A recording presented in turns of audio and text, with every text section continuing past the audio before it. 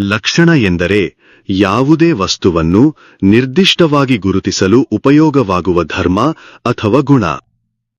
ಗೋವು, ಹಸು ಎಂಬ ವಸ್ತುವಿಗೆ ಸಾಸ್ನಾದಿಮತ್ವ, ಗಲಸ್ನ, ಹೂನು ಮುಂತಾದ ವಿಶೇಷ ಅಂಗಗಳು ಎಂಬುದು ಅಸಾಧಾರಣ ಧರ್ಮ, ವಿಶಿಷ್ಟ ಲಕ್ಷಣ. ಈ ಲಕ್ಷಣವು ಮಹಿಷಿ, ಎಮ್ಮೆ, ಕುದುರೆ, ಆನೆ ಮುಂತಾದ ಗೋವಲ್ಲದ ಪ್ರಾಣಿಗಳಲ್ಲಿ ಇಲ್ಲ. ಅದರ ಮೂಲಕ ನಾವು ಗೋವನ್ನು ಇತರ ಪ್ರಾಣಿಗಳಿಂದ ವಿಭಜಿಸಬಹುದು.